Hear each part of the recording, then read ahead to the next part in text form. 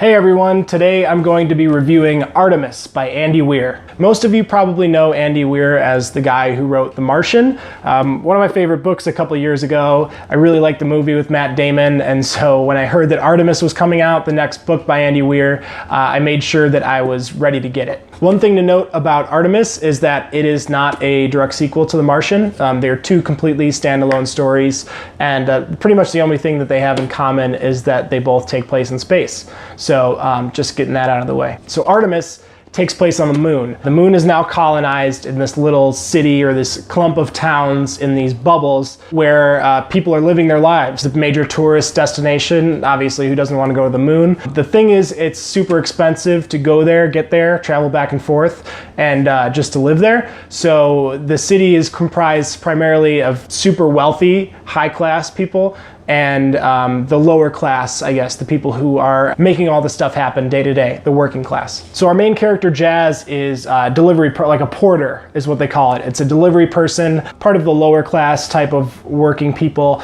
and she's also a smuggler on the side to make some extra money. So she is approached one day by this wealthy gentleman that she smuggles for and has a big job opportunity for her to make her a whole lot of money. Long story short, this plan is to sabotage the company that provides the oxygen to Artemis. The idea is once she does this wealthy billionaire guy, he actually has a side supply of oxygen to provide Artemis for an entire year. So he'll swoop in, he'll be the savior of the town, basically get some business contracts and make a whole lot of money too. And beyond that, as far as Jazz, if she accepts the offer or not and what ensues, gets into spoilery territory. So I'll let you, if you want to check out the book, take that adventure on your own. But I wanted to talk about a few elements that I really liked and a few that I disliked about Artemis. Everything that I liked about The Martian, I also enjoyed in Artemis.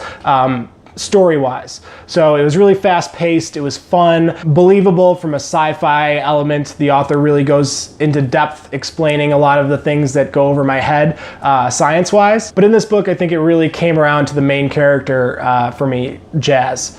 It's hard to describe, but it felt like Andy Weir, for this one, the author did not really know how to write in a female voice. There were so many cringe-worthy, just really bad moments of dialogue or thoughts from Jazz. And I think he tries to be self-referential or cover it up a bit. Like he'll say something cheesy and then he'll have Jazz actually say that out loud. Or he'll say something that he thinks a girl might say, and then Jazz will say, well, I'm a girl, so it's okay that I do this. And he almost brings it up to this really awkward, weird element that it sort of took me out of the book a little bit. And Jazz references sex and sexuality almost literally every other page in this book, to the point where, yeah, it really did take me out of the book. Like, instead of paying attention to the plot, I was counting how many instances she brought up something to do with sex. For example, there's this one character who gifts her at the beginning of the book a reusable condom. Yes,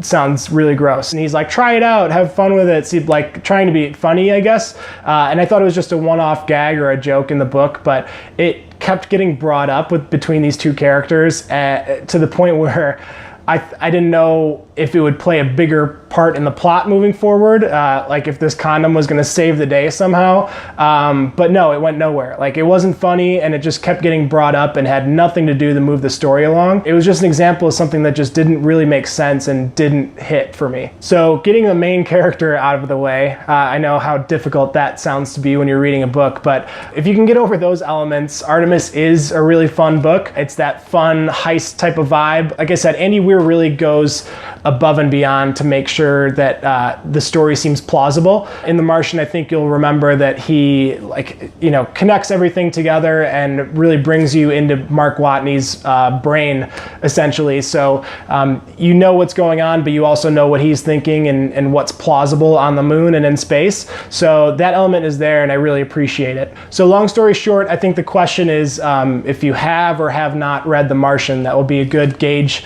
on if you will enjoy enjoy Artemis, which is kind of tough for me to say because I really enjoyed The Martian, and Artemis, probably giving it 3 out of 5 stars. I really enjoyed it, but Jazz, the main character, really took me out of it. So I'd say if you have read The Martian and you really enjoyed all the elements of that book, I'd say give Artemis a shot. But if you haven't read The Martian and you're thinking about reading Artemis, I would actually say read The Martian first. I think that's a better book. So you can read that book and see if you really like it. And if you are a fan of it and the action and how it develops, then I would say give Artemis a shot. Like I said, Mark Watney I think is a much stronger main character than Jazz. Yeah, I'd say it's worth a shot if you really like The Martian. But if you're watching this video and you think that I'm way far off base with the main character or any element of the book that I really should talk about a little bit more, let me know. Feel free to leave a comment below. I would love to hear from you and hear your thoughts on Artemis.